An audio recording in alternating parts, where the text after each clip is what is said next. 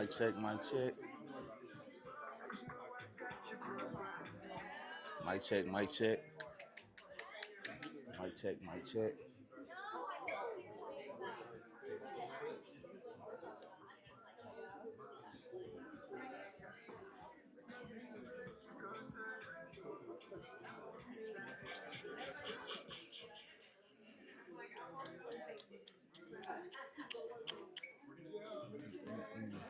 Here.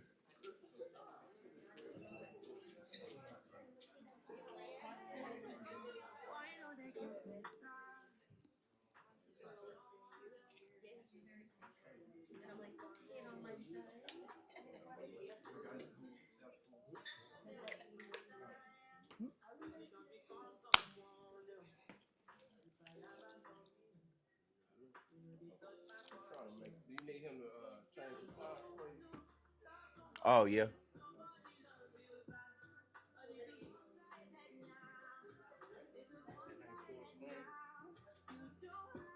Go ahead and pull it back up, Zay.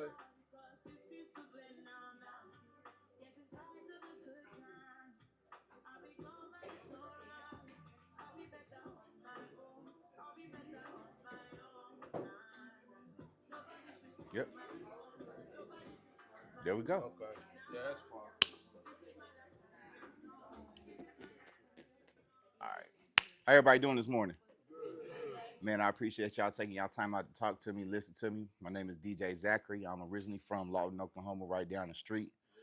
I have been a barber, a licensed barber for 17 years. I've been behind the chair for 20 years. I've been cutting hair since I was 12.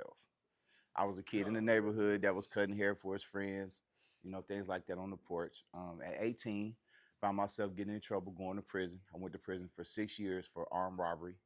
Came home at the age of 24. I don't really remember what day I started working, but I came home December 10th, and I was in a barbershop before Christmas. So I didn't take a lot of time like, oh, I need a break. Like I had a whole 6 years of break. So I was good on that part. Um, Along that journey, I was like most barbers, man. I was just cutting hair. Then I had a family. Then I realized, okay, I'm gonna need to do something to solidify what I want to do with the rest of my life because I can't cut hair forever. The shop I had been at with my partner Trey, who is now my business partner, I had been there 14 years.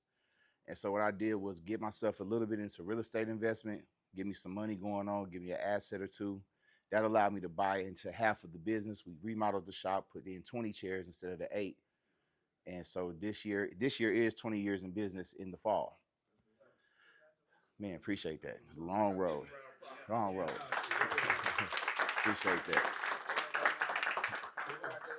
Yeah, yeah, it's been a journey. And just like we've discovered this year, man, when you think you've seen it all, you haven't. Like we had a guy come to us this year, had a fake barber's license. Like he had made it in the machine and it was crazy. But and that had never happened. So now business processes teach you that, hey, okay, now you need to verify people's licenses when they come instead of just, hey, you got a license? Let me see it. Oh, okay, yeah, that's good. There's a whole new process that we have for that. But anyway, so maybe about 3 years ago, I decided I was going to get into education. I went over to Twice the Cuts School of Hair Design. Is that what's called? Twice the Cuts, Deuce's shop over there, where he was just opening his school. So I went there because eventually I want to open my own school. I went there originally because it was his first year in business, and me and Deuce have a long-standing relationship. But I wanted to be able to witness what it looks like in your first year of business. I also know JB, but you've been doing this so long. There's lessons that you probably went through, just like David. Just there's things you probably went through in your first year that you probably don't quite remember because you've had so many other experiences prior than that. You know what I'm saying? And so I wanted to be present for somebody's first year in the barber school business to try to get a feel for what was going on. Um, Graduate from there. I'm on my way home that day. I had posted, hey, I graduated, blah, blah, blah, blah. On my way home, Curtis Smith, that owns this brand called Exotics, gives me a call. I had been going to his shows for years. And he's like, hey, man, I see you got your instructor's license. You want to come teach with me? I was like, sure. It was out of pocket expense. I had to pay for my own flight, own hotel, and all that. But I got an opportunity to teach with him, Todd Bernard, Angel Rawls, and a lady named the Beard Goddess in Atlanta. And from then on, I was like, okay, I do still want to open a school, but I want to get more into the like broader industry education, going on stages, all of those type of things. I also have a good relationship with the guy that works for Andy. His name Angel Ross. Me and Angel have been friends for probably about 10 years. I went down to get me your SMP service done and take the class, and in the midst of that, he's kind of showing me how to produce content. After that, I went to a bunch of his other classes. Long story short, the opportunity for JRL comes open. They put out a video that says, "Hey, we're looking for content creators that want to join our brand. Give me your bio, give me your resume, give me a professional headshot, and we'll go from there." Give them a little bit on JRL. So JRL is a Clipper brand. We've been around. Man, that's how deep I feel now. Like the company's been around 8 years, 9 years now. Originally started out with manufacturing tools for other companies. So they actually are a manufacturing company over in China, but they manufacture tools for other hair industry companies. The owner decided to pivot and start his own company. And so 8 years later, last year we had the top rating selling clipper with the JRL Onyx, and then came back with the Ghost, which is the same clipper, just different colors. Last year they took me to China to meet the owner, to go to the manufacturing plant, to see how everything's made, and that really gave me an understanding how big the business was and how many people do what's called white labeling, and like just buy clippers off a line and put their name on it, as opposed to JRL, like they start with straight up plastic, melt the plastic, put it in the machine. Like the whole process was crazy. So that opportunity came open. I put in my resume, turned to my headshot bio and things like that, and got the opportunity. Since then, I have been, man, to a bunch of shows, have did a bunch of content, have been to a bunch of places with them. And then now it's 3 years later. Matter of fact, I'm going back to Miami in about 2 weeks for another training with them to get myself put on over to the education side of things. So I'll be getting a promotion here pretty soon, which is dope. So I came to share what I've learned so far with y'all as far as content creation, and that's where we about to start. Any questions so far? Appreciate your time, man. No problem. I got one. Yes, sir. So how did y'all find out that the man's license was not eligible? Actually, somebody hated on him. So it was somebody that was in school with him that was like, "Hey, man, I started school after him." Or before. I started school, was it before him? Anyway, the dude should have not graduated yet. So the other guy who wants to come to our shop was like, "Hey, I ain't trying to really hate on Buddy, but he ain't supposed to be out of school yet. Like, and I don't want him ruining the opportunity for somebody else to come." So he was like, "Okay." He was like, "Man, I'm telling you that license fake." So of course, me and Trey go right over to a station and we look. And once you really looked at it, it was like, I don't know how old y'all are. Maybe y'all, we used to get report cards, like actual report cards. We had to change it. Had to try to make it look the same, but it didn't quite line up. Everything didn't line up. And the big telling part was he had Sherry on there as a director. And I was like, "Oh yeah, this is fake." Because Sherry been gone, I don't know how long, but a couple years now. So that's how we found out, man. Asked him about it. Of course, he was like, "No, it's real." He was like, "Bro, listen. This lady isn't even the director anymore. So clearly, whoever you copied, license you copied, is years old. You ain't even pay attention to the details." But yeah. So content creation basis. Everyday people are consuming content for escapism, to education, to entertainment. And basically, the phone is the new TV. So what is your show about? Next slide. Today, I want y'all to get an understanding of the purpose of a hook, understand the purpose of keeping people's eyes engaged when you're creating content. Why value is always my go-to. I put the go-to, but it's definitely my go-to all the time. The power of captions as you're reading along also, and basic editing. The goal is to lead a class with a firm general understanding of how to create your vision and how to and resources and tools to execute. Sorry. The purpose of hooks and digital content. You want to eat off of social media? Let's go fishing. The only way to gain a fish is with a hook. You need to be able to bait your viewers in. So you kind of want to reverse engineer what you got going on. Whatever makes you stop scrolling will probably make other people stop scrolling. A lot of times, the very simplest way is, and I didn't put out an ad for this class, but the very simplest way is speaking directly to your audience. So if you see it all the time, like, "Hey, are you looking for a new barber?" Or if I was going to make one for this class, I would have said, "Hey, are you a barber student that wants to learn to create content?" By talking directly to the person that you're talking to, automatically you would stop. Because if you're a barber student that wants to make content, and I say, hey, if you're a barber student that wants to make content, this post is for you. You're gonna at least give me another 2 or 3 seconds to see if the post really applies to you or not. Well, most people would. Some people don't care. They just scrolling. Um, so techniques to create compelling hooks is what phrase that you can think of that grabs the attention. Like I said, hey, this is directly to you, speaking directly to the audience. You can get gimmicky, or you can craft great stories, intro hooks, or address the audience directly, as I was just saying. A couple of examples of effective hooks is if you want to get more clients, then you should do this. For anybody that's looking to get more clients, immediately they will probably stop because they're trying to get more clients.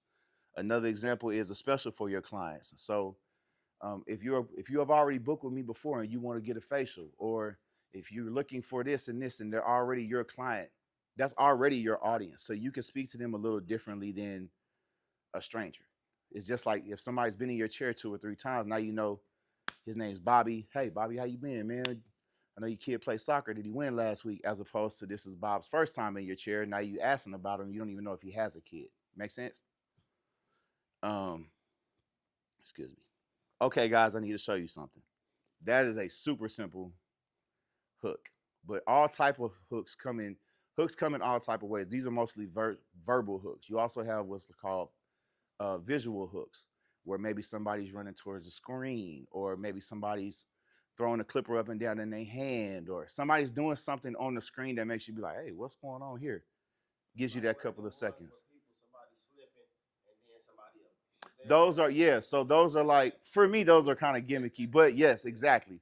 The hooks where the guy is slipping it right, boom, oh, hey, you trying to get enrolled in barber school? Come on down to that type of thing. Those things grab your attention because you are, and those are, I want to say reminiscent. I can't think of the phrase, reminiscent or repeated hooks, because those are things that the culture is automatically designed to stop, because you know, oh man, he finna smack into this wall, and it's probably not going to be exactly that. Morning. But it's probably going to be something else. So you're going to stick around to see what the something else is, which is the purpose of the hook. Next slide.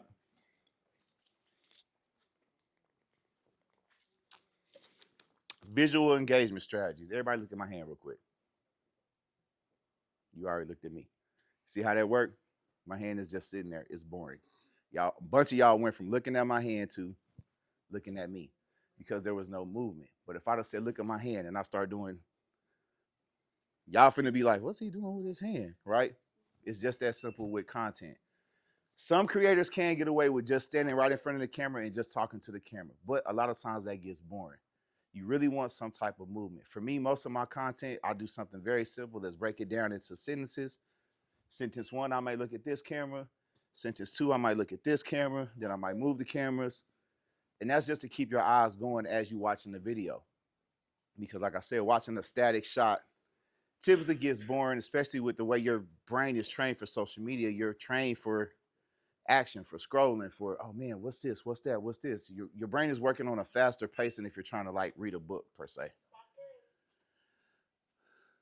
Tips for creating visually appealing content: the use of colors, movements, and patterns relevant to the barber and beauty industry or barber beauty content. For me, our brand colors are light blue. The shop I'm part of is called Ice Trays. Excuse me. So the colors are light blue, black, because light blue is ice. We're a black-owned business. We just kept it that simple. And so when you see my content, a lot of times I may have a blue light in the background. I may have something that's going to signify my brand awareness.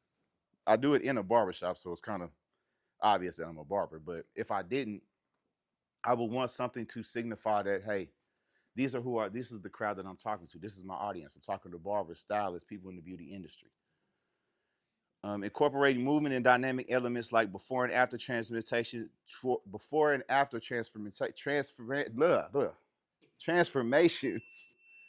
in order to maintain viewer interest. I'm sure all of y'all have either done them or seen before and afters. Something I'm noticing a lot going on right now is the before, then the quick after, and then the process of the cut to get you back to the after. Because again, people's attention span is getting shorter. If you can tease that, oh damn, that haircut was good, and then they might stick around to the end of the video as opposed to starting it with just a person that needs a haircut You know, oh, it's another haircut video. So small things like that when you're watching the videos, if you notice the trend is coming, it's easier to hop on the trend and just kind of execute those things. In the meanwhile, you do want to be trying to establish your own style of content, what you like, what you don't like. And that really depends on your personality. I'm not much of a skit person, so you won't hardly see skits on my page. Maybe every now and then I get one of the barbers that I let him convince me to do something. But for the most part, I just really like talking in my videos and giving away the game in my videos. So that's mostly what I do in my videos. Be comfortable with who you are. If you are more a serious individual and you trying to make these funny skits, it's gonna come across as forced. If later here in a minute, I'll get to like the importance of writing scripts, so you're not and you're not wasting your time speaking on camera. That's super important. But also when writing your script, you want it to sound like you. I know ChatGPT is a good tool right now. Everybody likes chat. You can put in, hey, make me a script for Instagram Reels, but it's gonna give you something that's not you. So it's going to feel robotic trying to repeat it. As opposed to if you could put it in there and then you can adjust it to say it how you would say it, as opposed to how the computer is telling you to say it. Because now it doesn't have your personality, it doesn't have you involved, and you're just repeating information. Sometimes you even notice people sound like they read it because they're just reading the information.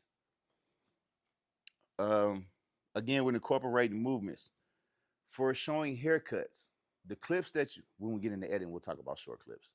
But even like a haircut or a hairstyle, it's more engaging to see the clippers moving. It's more engaging to see the curling iron curling. It's more engaging to see the tool doing what it's doing than it is to just see the person sitting there and then your hand comes in.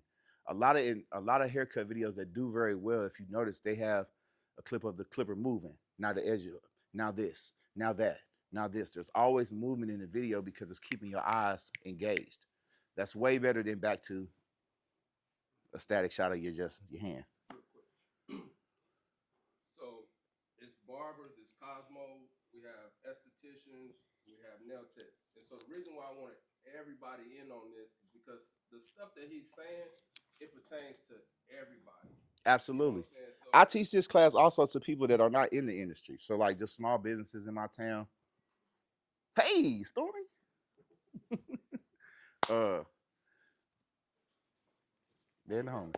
Yes, ma'am. So when it comes to making content, would Mhm. you recommend someone to like do like a fast play type video, or would you rather, or would you think it'd be better to do like a mix of like you cutting the person's hair, or you doing the nails and then aftershot of the nails, like what the I would say try different things because different things work for different people. So if you did a shot of the nails done and then you went through the process and then you did the reverse, the next post, whichever post did better, lean more into that.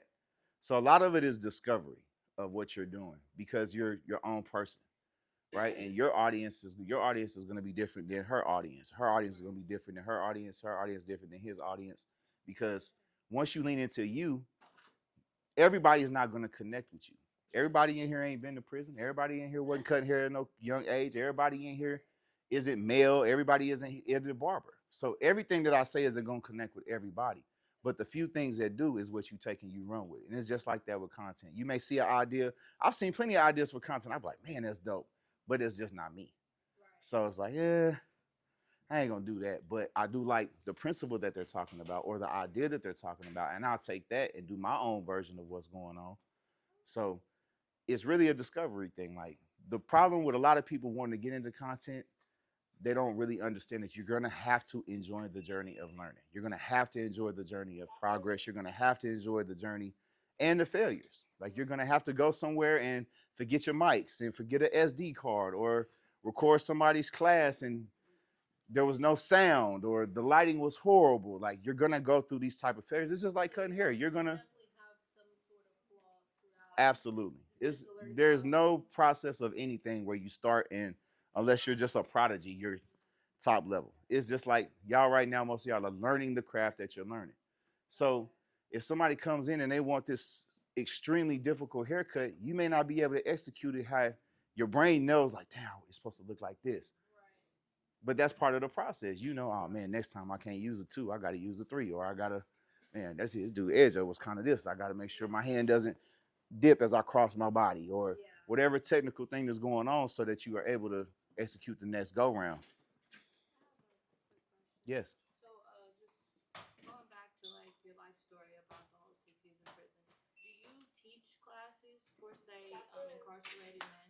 Because I have a loved one who's been in prison for a while, and he's a barber in there, and I know Okay. he would really benefit from like some type of I never knowledge. have. I've only spoken to like children's homes, kid more facilities. Mhm. But I mean, I'm not opposed to if there was somewhere. I've never even looked into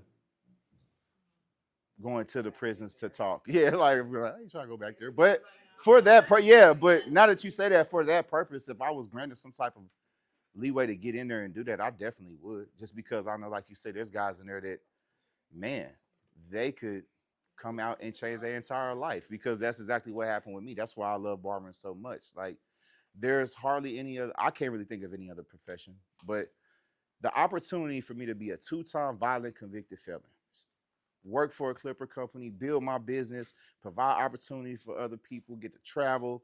Clippers and the camera have taken me so far and have changed my life so much. I literally have educational buddies that are like, bro, you don't got no program, you ain't got no mentorship, because I don't sell anything. I don't really sell my education or anything. I just give it away. And mostly because, man, this has been so good to me, bro. Like, not to brag, but I live great. I live super great off the barber industry. Like, I got all the little stuff that you would want growing up. I drive a 7 Series Beamer. I got a Rolex. I got a chain. I got a big house. I got a beautiful wife. Great kids. My kids don't never get in trouble. Just, so for this type of thing, bro, I don't really see it. Thank y'all. I don't really see it. I mean, it is an opportunity to make money, but that'll come if I just want it to come. For me, it's more like, man, if I can just reach one more younger version of me and get you to understand, like, if you commit to this, it is exactly what, especially now with Instagram, like, it's exactly what you seeing online, bro. People are cutting 10, 15 heads a day at $50 a head, having $600, $700 days, $1,000 weekends. Like, it is real. Now, is it easy? Absolutely not. But just like anything, especially in trades, if you are willing to do the work, it's gonna come. That's kind of I like to say that's the trade off of trades.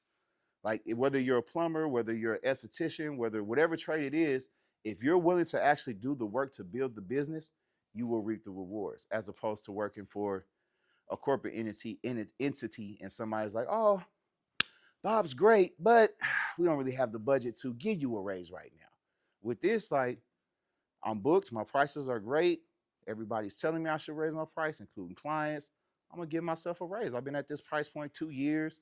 Nobody gets to determine if you can or can't make any extra money. So, all that said, which is why I love just giving the game away if I can for free, because, man, the game has changed my life so much for the better.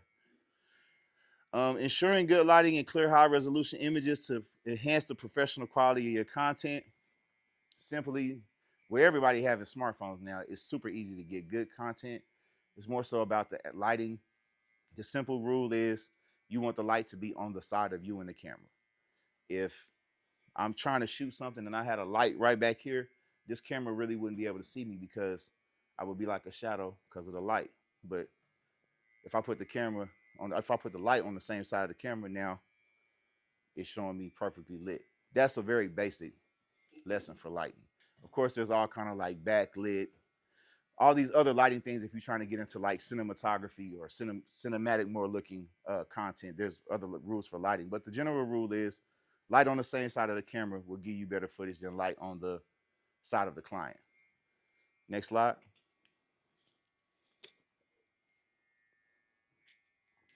My favorite. Delivering value-driven content. Identifying what your audience finds valuable. Who are they? How well do you know them? And what their problems are? And you should have solutions. So for me, I speak more so directly to my peers, which are 40-year-old men, barbers that have had a business, the OG barber that feels like, man, he's on his way out the door. He doesn't really know how to make content. He's not really an internet person, all of these things. That's my main audience. As a result, of course, I'm speaking to other barbers, I'm speaking to new barbers, I'm speaking to the industry in general. But because I know their story, it's easier for me to make content for them because it's also my story. So my advice to most people is if you don't know who you're talking to, talk to you from a year or two ago. So let's say you're brand new at school, right? And you're like, I don't want to get into content, but I don't really know what I'm doing. Ain't nobody gonna listen to me. There's somebody that's thinking about going to barber school. There's somebody that's at their job that's like, man, I could be a barber. I be seeing them on Instagram. And you just don't. I just did this with a guy in my shop. You just don't know people's story. And so sharing your story may inspire somebody else to go ahead and go. I got a guy 2 years, he just made a post. 2 years ago, I got out of prison. A year ago, I got out of barber school. Now I'm here to help y'all navigate whoever wants to try to go to the same path. I'm gonna share my journey from then up to now and let y'all know what's going on with me in the future. It was the best performing post he's ever done. He's already got people in his inbox like, man, I've been thinking about going to school, blah, blah, blah. He's building his audience just because you was honest, you was transparent, you was yourself. If you'd have got on here acting like some expert and then somebody looks down on your page and like, dude's still in school, like now you seem like a fraud. There's really no value there. But it's easier to bring people along for your journey. I mean, they were just talking earlier, like he's like, man, I don't really use my laptop, blah blah. I just bought a laptop. Everything that you heard I've ever done, I did on my phone. I did with a camera and edited on my phone. I literally just bought a laptop this week. I'm struggling to learn how to use it. Like it's intimidating, it's overwhelming.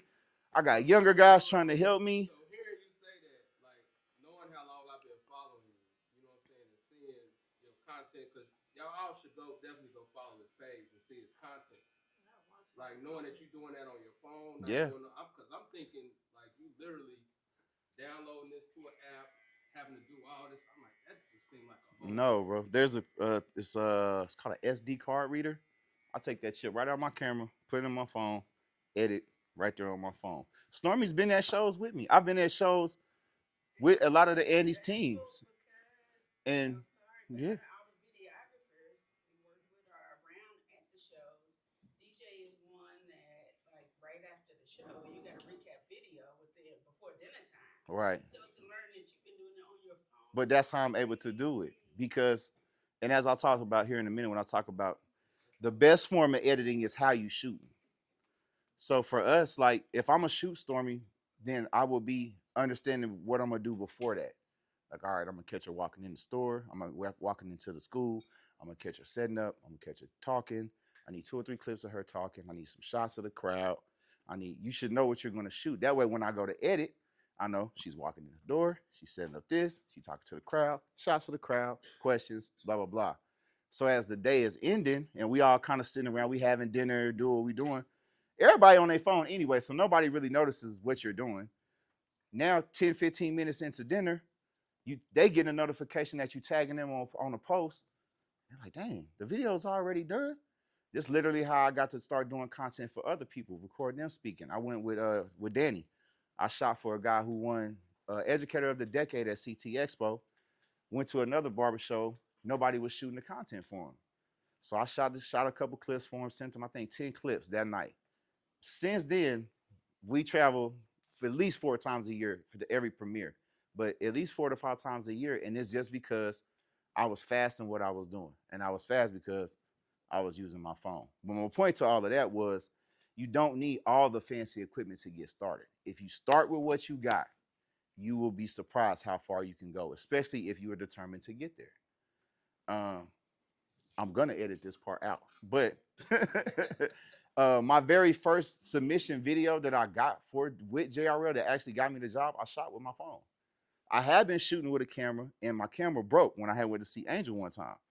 It broke on my way back, but the video to get me on was due in like 2 days. I didn't have time to get another camera. I shot it on my phone and just edited it real carefully.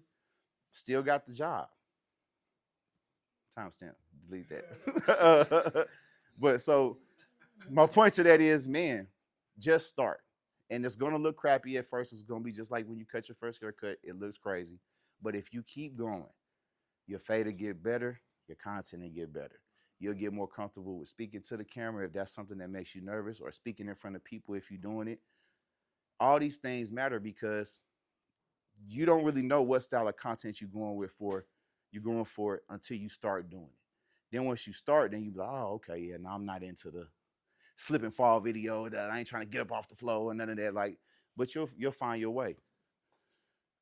Um, Techniques for blending entertainment with informative content. The use of humor or relatable stories to make educational points more engaging, which is typically why people start off with their life story to get some point of reference to somebody in the crowd, to make a connection with somebody, to have that. Integrate interactive elements like quizzes or challenges to encourage active participation and learning. That's a good hack for once you've posted something to go and post something else in your stories with even just a question. Do you like fried chicken? Yes or no? What that does is if people answer that, it triggers the algorithm that they've been to your page, and your post that you made is more likely to come back up to them. If they've been on your stories, answer the quiz, you're likely to pop back up to them because the algorithm has seen, oh, they like this person's content. They're engaging with this person's content. So that's a good hack for that.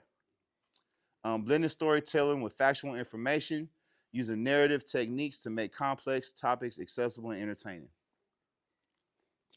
So that's for more like if you want to do like educational content, which all of you actually are doing educational content because at some point you're going to be educating your client that, hey, the cut should be like this, or the style should be like this, or whatever it is. You're not only just a barber, stylist, esthetician, all that. You are also your client's educator, because the more that you teach your client about what should really be going on, the more likely they'll stick with you, and they'll get used to what your ways of doing things are. And if they go somewhere else, it's probably not as comfortable.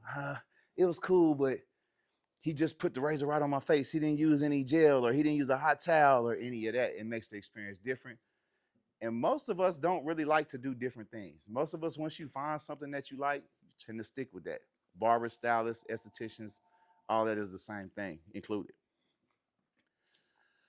Staying updated with industry trends and incorporating them into your content. Good leaders were great followers first.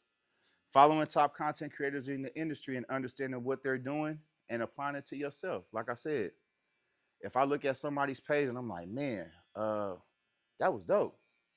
If it's something that I will do, I'll take the principle of what they're talking about, talk about it through the lens of my experiences, and there's my piece of content. It's not hard. Sometimes when you get into content, you feel like you're struggling to come up with an idea, but you've really been looking at ideas all day long, all night long, and they don't have to be from the barber industry. Some of the best content comes from other industries that are just mimicked in our industry. Anybody in here follow the Barber Plug? So you ever seen his YouTube show, Clipper Shopping? You know it's just like sneaker shopping for Complex. Did you peep that? So what he did was, Complex Magazine has a great show on YouTube called Sneaker Shopping, big for the sneakerhead community. He did the exact same setup with clippers and called it Clipper Shopping, and it's going crazy on YouTube right now. He'll have your favorite influencer, educator on there, come buy clippers. The same exact setup. Buy the shoe, buy the clipper, tell the story, blah, blah, blah, blah, blah. That was him looking at something that was already working and saying, okay, how can I make it work for what we're doing? You don't always have to be like this genius in creating a whole television show or anything like that. It's more than likely something already good out there. And if you can just make it your own, easier way to get the views and the likes and all the engagement that eventually can get you paid or get you brand deals or get you whatever you're looking for through your content. Next slide. So I noticed you ain't moved from that spot. Mm-hmm. You know what I'm saying? So when you creating content, you focus on standing in the X spot. I don't usually when I'm creating content, I'm moving around. So this is kind of different for me because I'm just recording a class. So what I'll do here is I'll put this into an AI tool called Opus Clips, and it'll clip it up just into little clips that I can just post randomly. Yes, ma'am. You said you're recording the class. Are we gonna be able to get the clip back to rewatch it? Sure, I can. I mean, yeah. Make sure you edit your parts out that you don't want. Booming MC. Yeah, I'm joking. Booming R in it. I mean, it ain't no big deal. They're just trying to split the focus between like actually reading the slides and like digesting the information that you're telling us. Because for me personally, like I benefit more from what you're saying than actually reading the words. Well, the words are more so for keep me on track. Okay. So it's really more like I got all the pictures and stuff because they're not just so boring for y'all to look at, but this is more so my PowerPoint, so you don't just so I don't just start. Yeah, start rambling. Proprietary. Yeah. The role of captions is enhancing engagement. Studies show that most people watch their phone with their sound off for most of the time. So if y'all notice, y'all be reading a lot more than you think you do because you're reading a lot of captions. If it doesn't have captions, then you're like, damn, I gotta turn it up. Listen. So that itself should show you that captions matter. Writing captions that resonate with your audience when writing in the post. Explain what's going on, ask a question, or give a call to action. So there are two versions of captions. When we think of captions right now, most times we're thinking of the words on the screen. There's also the caption that we might call a description or whatever you put in. Those are actually captions. They're called captions too. Um, One of the things going on now with the Instagram change is hashtags are useful, but not as useful as they used to be. Instagram has went to a keyword algorithm, which is kind of like how Google and search engines use. So in your post where you're talking about what you posted, you should use barber, stylist, haircut, hair transformation. The same kind of words that you would use in hashtags, but you use them in the caption in describing what's going on. This is what lets Instagram know where to place your content. Say that again. So Instagram has switched from, they still use hashtags, but it's more like Google SEO. So it's more like a search engine optimization thing. When you're typing your caption, let's say like today, I would type a video that says, today I taught a content creation class at the Hair Cafe Barber School.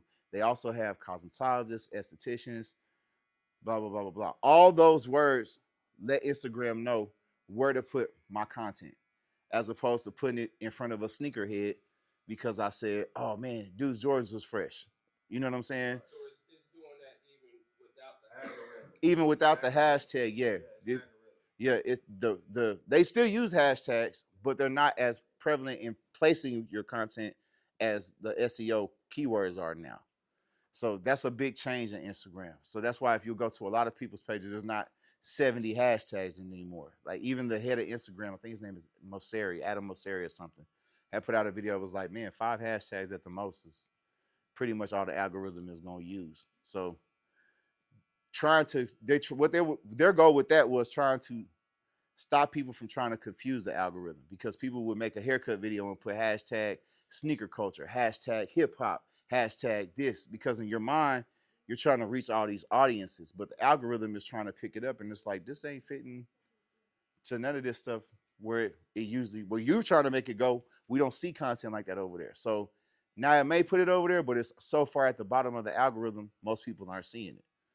So that's a big change with the SEO and the keywords. Okay. These keywords on Instagram, you putting them inside of the description. In the description, correct? yes. Gotcha. In the description. Both of them are called captions, but we know them as descriptions. Gotcha. That's what I was just talking about here. SEO benefits of using the targeted keywords in the captions or description. Targeted keywords in the context of SEO. SEO stands for search engine optimization. Operates similar to hashtags, meaning that certain words are connected to certain industries like barber, barbershop, and beard trim, for example.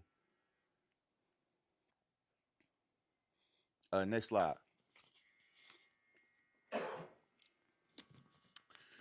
Basic editing tools that I use. I know everybody know TikTok shut down a couple weeks ago, whenever that was. Also with that was CapCut. So I still use CapCut, but with me buying a laptop, I'm also learning another editing program because I don't know if TikTok does go away. I don't want to be stuck. It's my job to create content. I can't slow down and not be able to edit what I need to. So that's important. Canva is what I made this on. So Canva will make all kind of content for you. Really, I usually use it mostly for like my carousels or to make flyers or to make a PowerPoint. But they do have video editing. They do have all the other things.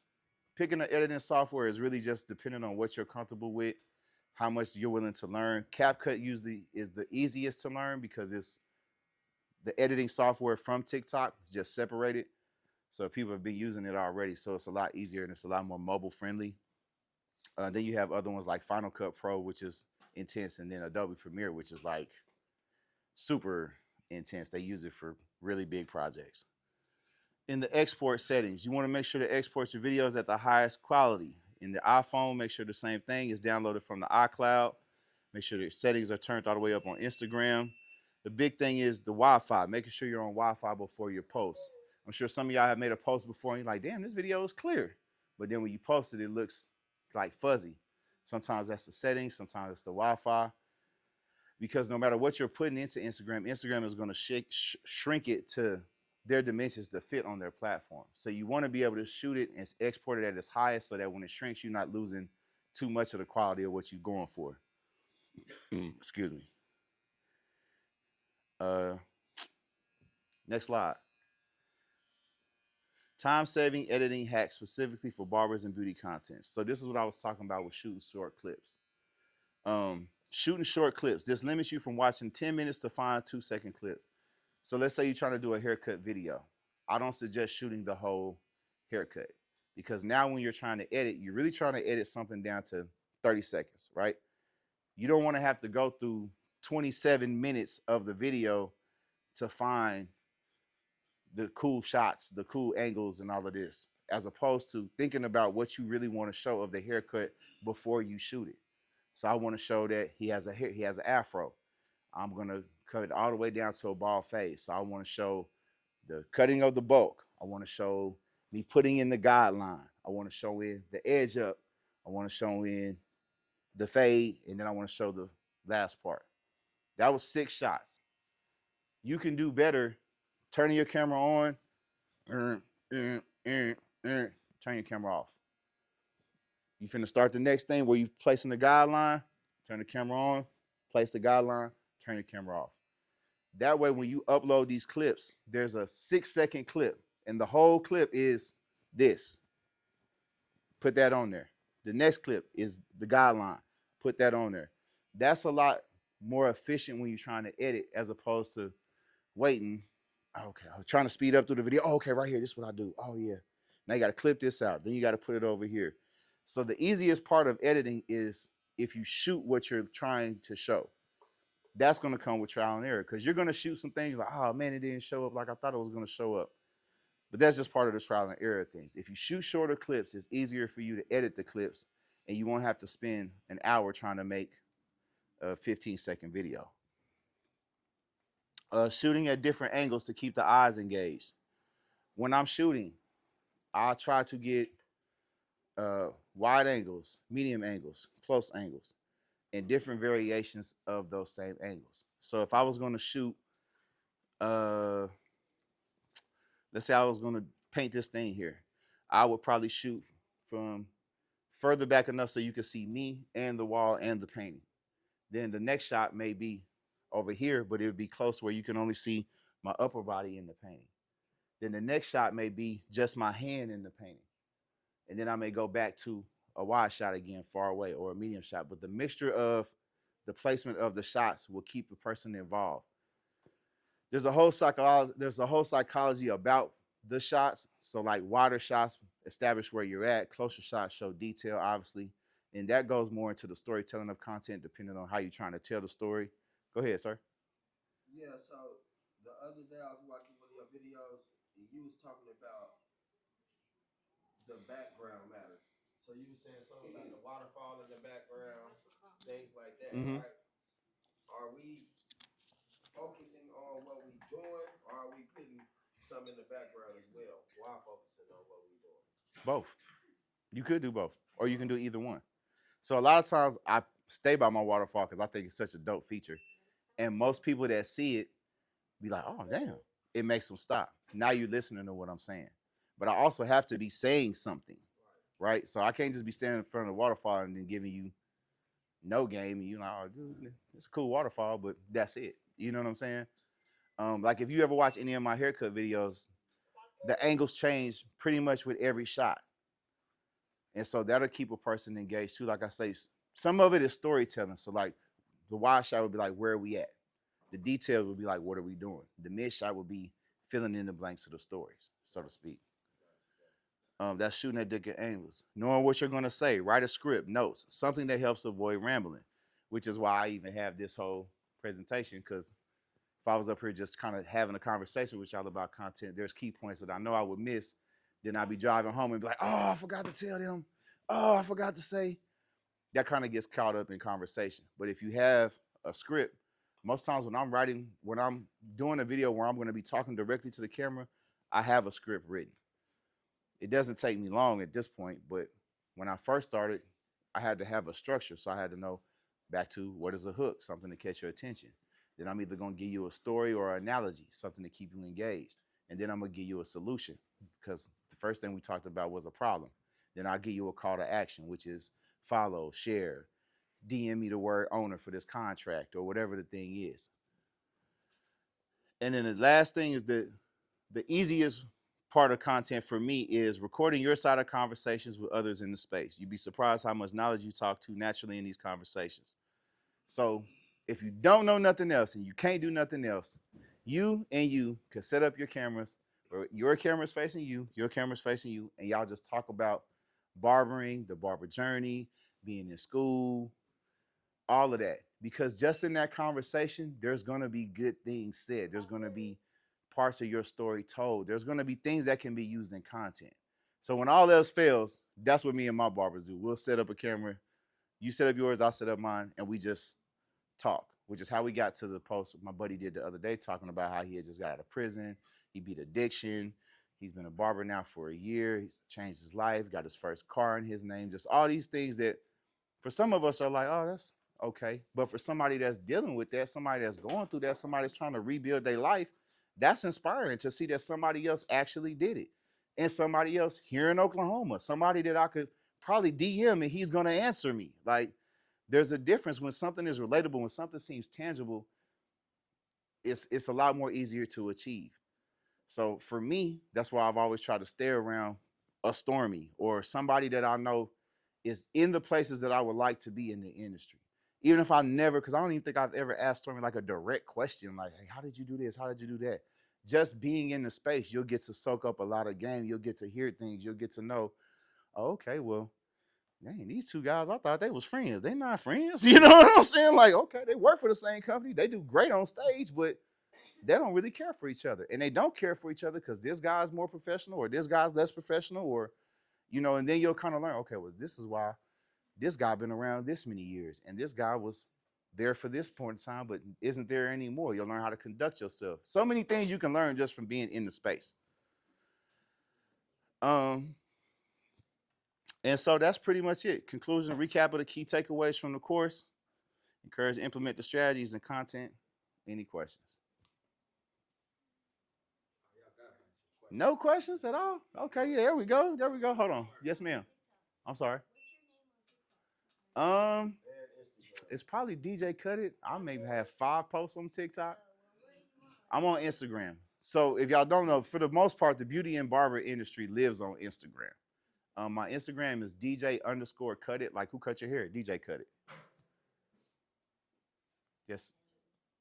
Are you like a very like technical savvy person, or did you just sort of like figure it out? Absolutely not. That's how come it's taking me so long to get a computer. Like, I'm one of those people that's like, if it's working, I'm not looking to, oh, I don't need the newest tech because I don't even want to learn how to use the newest tech. It's super, I know they're making it a lot more easy for people to use, but it's still super intimidating to me. I'll be 45 this year. So I'm from the pre-internet generation. So to be like, gotta learn this, gotta learn this, gotta learn that. But it's one of the things that if you want to advance, eventually you're gonna have to learn. But you don't have to start with a MacBook and a Canon R10, and you can start with your phone, Canva, CapCut, and that's it. And you'll learn because for me, what happened was I wanted to do more things. And in order to do more things, oh, I seen this in this video. How you do that? Oh, you gotta download this app and you gotta learn how to add this plug-in to this program. And okay, well, I really want to do it. So now you start learning. And it doesn't feel as forced because you're interested. If that makes sense. It doesn't feel like sitting in school like, oh my God, I gotta go to such and such. As opposed to you're interested in learning. So you doing it in between haircuts. You watching videos. You doing this on your way home. Driving up and down this highway. You watching a video on the highway. Don't text and drive, by the way. But all those type of things. Yes, sir. I went to San Diego, and that's how I heard about you. In San Diego? Yeah, Cali, and that's how your name was brought up. Wow. So, Okay. yeah, I've never cool. been to San Diego. Been to Anaheim. You're You going to Anaheim? Pretty cool. Yeah. Yeah, I'll be in Anaheim. Huh? It's a good one. Oh, yeah. Yeah. So I'll do it. Any other questions? Comments? Yes, ma'am. With all that you do and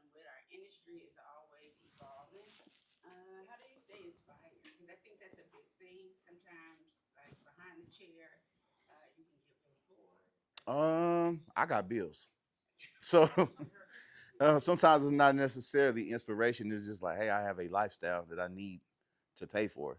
You know what I'm saying?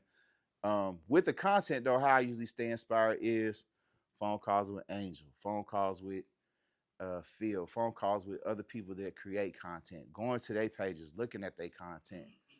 And a lot of times it's just real life things. My last post, the one she was just looking at about Black History Month. Like I know right now with all the DEI talk and everything with Trump and all this, I seen the post the other day. This department isn't celebrating Black history. These people are. They've commemorated this, all of that. Then you'll hear, oh man, they gave us Black history because it's the shortest month and all these things. So I made a piece of content speaking directly to that because I know that's not what's going on.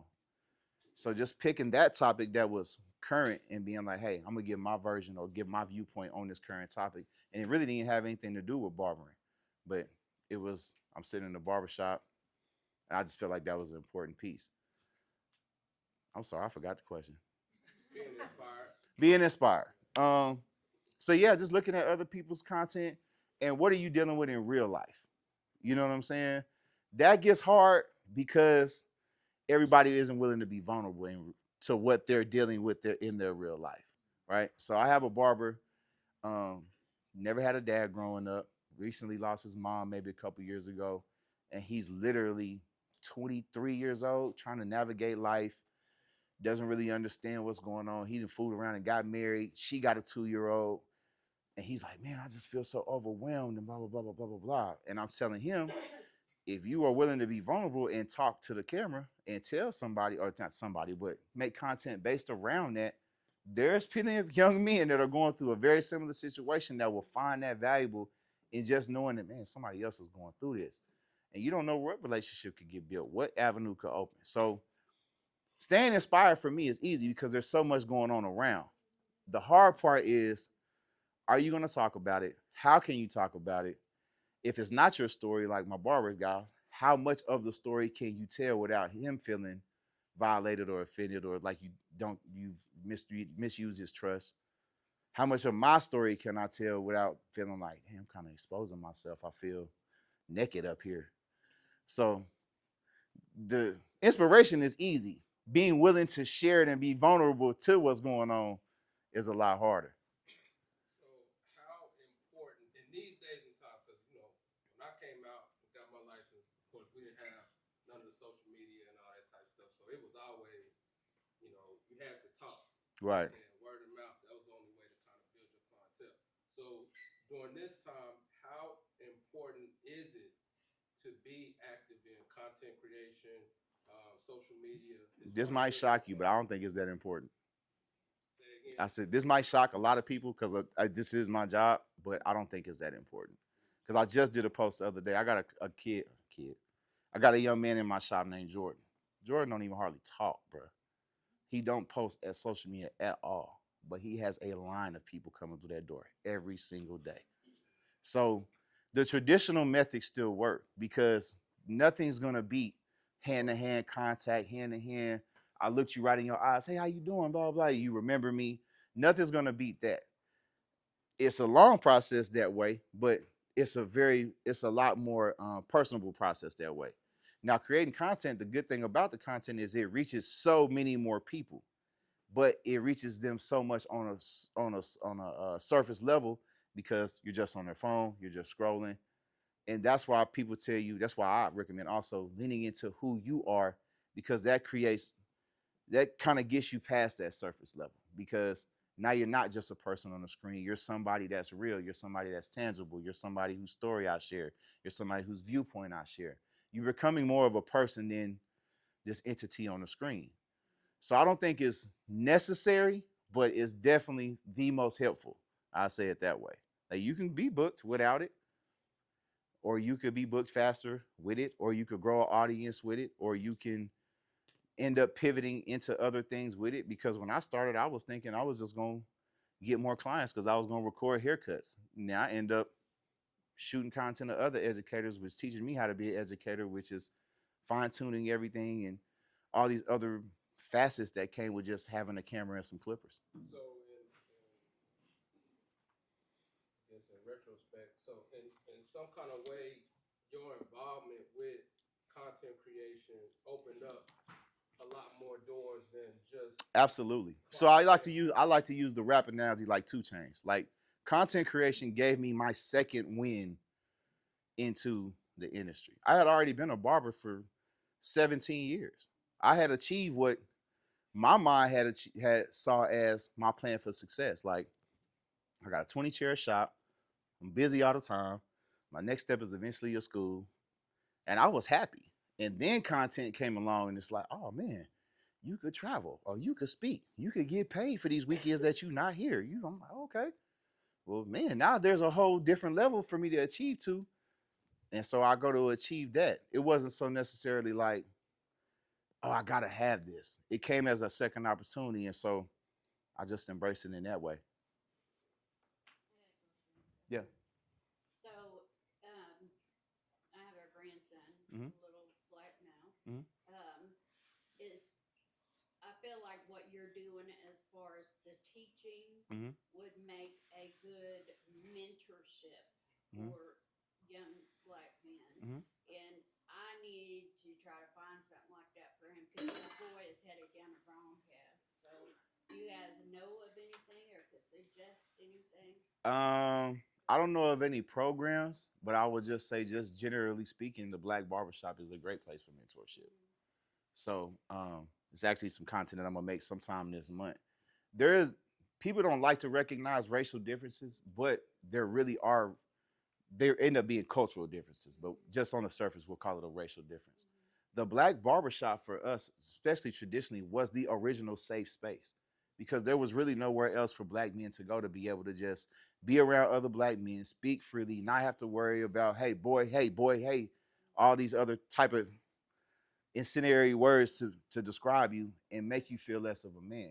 You were amongst your peers, you were respected because you got to think when these things started, barbershops, first of all, black barbershops were some of our first businesses that we were allowed to even open.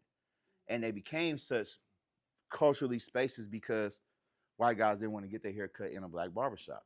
And that stayed true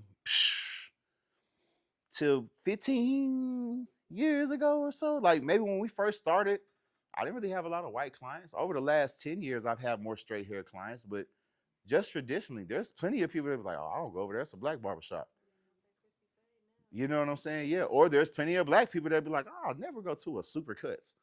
You know what I'm saying? So those things, yeah. So that's why I say I said racial just because it's easily understandable, but it ends up being a cultural difference just because of all the things that come with that.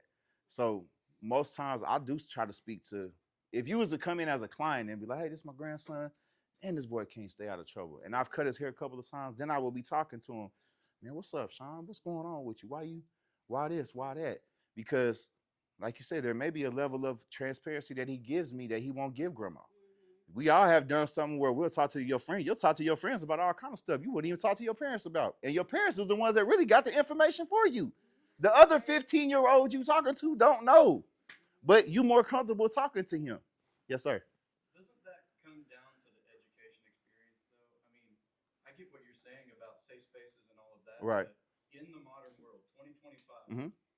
that comes down to the root of it all is how you're taught and what you're educated on. Yes and no, because you can be educated, but you could be very well educated on straight hair. But if you're in a shop where the demographic of customer that comes in there isn't a lot of straight hair, then your education, I ain't gonna say is going to waste, but it isn't being utilized as That's efficiently, saying, right? it's So not being trained that there's not racial diversity taught in barbering in the state of Oklahoma. no, but that also depends on the school. So most of it, so you can't legislate customer base. You understand what I'm saying? No, but you can legislate training. Yes, but the training can only go as far as the customer base. I get it. So like with this school, I don't really know who comes in here, but let's say there was only black people that came in here. You would be hard pressed to try to get a good understanding of straight hair except for on a mannequin, right? Or vice versa. If there was only straight hair coming here, then you'd be hard pressed to learning how to cut black hair because the demographic of, yes, so the demographic of people that come in, yeah, Joe, it sure ain't. It's definitely not. It's definitely not. Yeah. Y'all got an opportunity, even not clientele coming in, the diversity that's in the room, Absolutely. y'all have an opportunity to perform these services on each other that But a lot of schools don't have. Some of absolutely. these schools, it's only black. Some of these schools, it's only white. You know what I'm saying? So, or if you want to say the correct term, overly curly hair and Or straight hair. straight hair, Right. if you want to just use those terms. But you know, I love to see the different nationalities in here because everybody can get a little something from each other. And I love it when we have potluck and it be, what I'm saying, all the different foods that come in. Right, right. But to your point, I think it behooves you to learn both.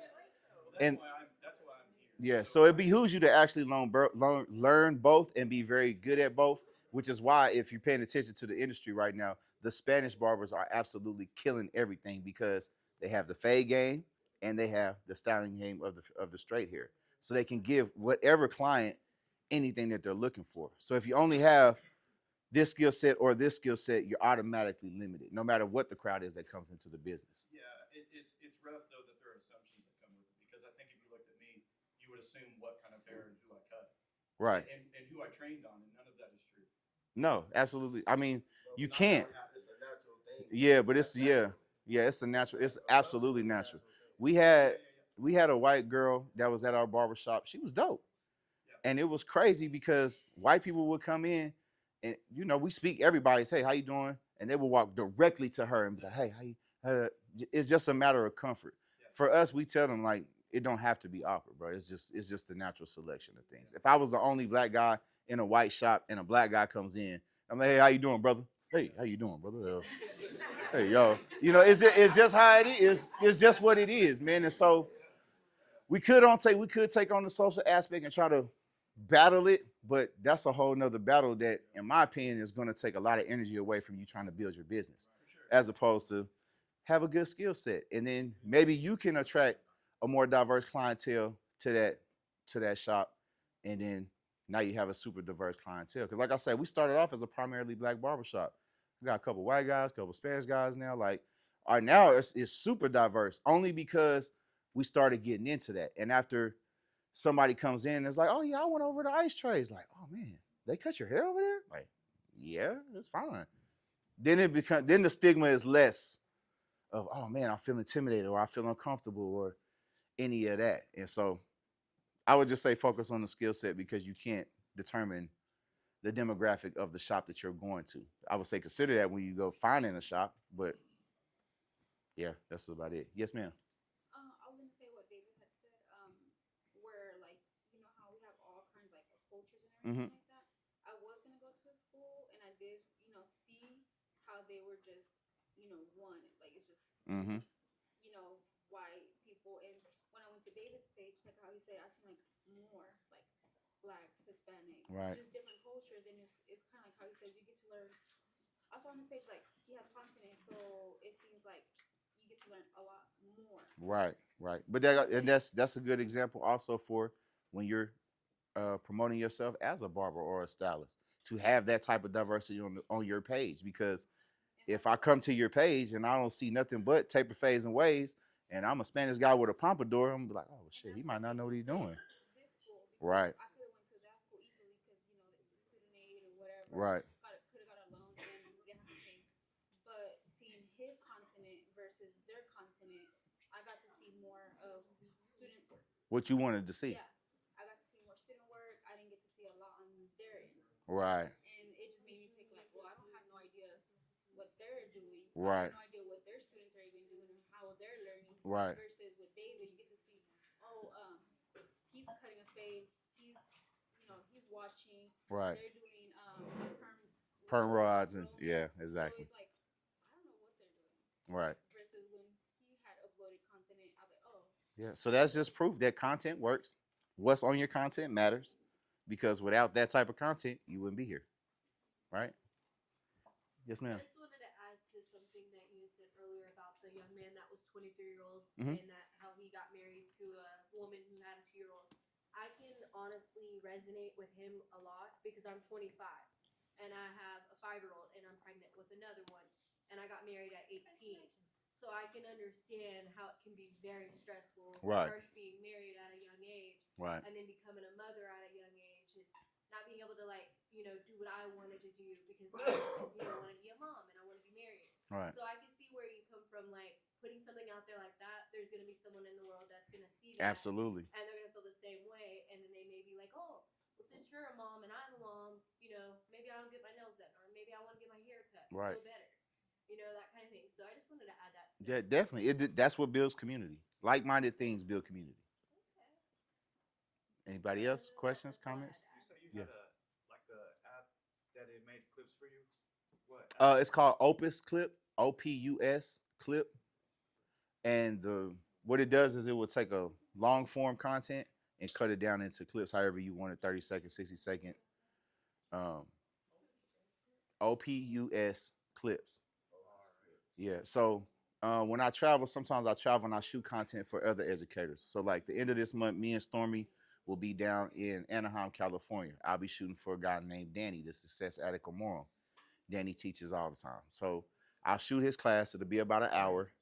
I take that chip, I put it in Opus Clips, and it takes a couple hours to kind of render everything. Yep. Now they don't have a mobile version yet, which is another reason I had to get a laptop. But you put it in there and it'll cut it down into 30-second clips. It'll add captions to the clips and it'll rank the clips as far as what it thinks will do better on social media. So it's a super, super good tool. I think it's maybe $30 a month. And they may even have a student. I don't know. I didn't look to see if they have a student discount, but I know like other editing apps have, like Premiere has a student price, and some of the stuff has student pricings if you're using them. Video Leap, yep. Video Leap is good.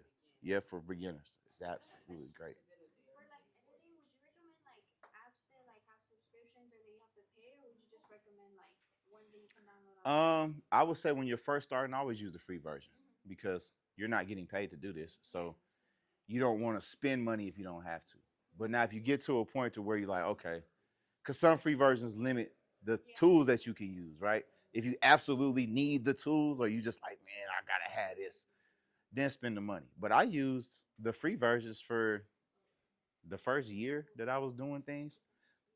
I was telling you, I'm not really that tech savvy, so I only usually get forced into the next stage of whatever I'm doing. Like right now, the only reason I bought a laptop is because I have to have Opus Clips. There's AI tools that I want to use that are not available on my phone. So it's like, all right, well, if I want to keep growing and I still want to be booked and I want to be able for people to pay me to do content, I'm gonna have to be able to do better content, which means I need better resources, which means I gotta learn. So yeah. I have Uh-huh. another question. With creating content, do you feel like that takes away from like clients or like time like from you doing like your actual like It's definitely time consuming, but that's one of the things, you know, you have to sacrifice. When are you going to do it? That's also dependent on your schedule. Me, I usually edit on Tuesdays because I'm off on Tuesday as far as like behind the chair, which is why I'm up here on a Tuesday. Um, Sunday afternoons, if my family is laying around, ain't nobody got no plans to do nothing, I edit then. And for the most part, I might edit on lunch. It's time consuming, but if you have an end goal and if you're passionate about it, you'll find a way to do it. And what will happen is, like I said, the way you shoot, the way you edit, you'll start streamlining things to make them easier for you because I don't have 4 hours every day to do this. I got 30 minutes at lunch and I got an hour at night once the kids go to bed for I'm just dog tired. And so you'll learn the processes to kind of help you get faster. Like, okay, well, if I do this, I can do that. If I don't do this, I don't have to do this. And so it'll kind of develop naturally if you just keep going. So the key is really just to start. Any other questions, comments? All right. Well, man, I appreciate y'all time. I appreciate y'all attention.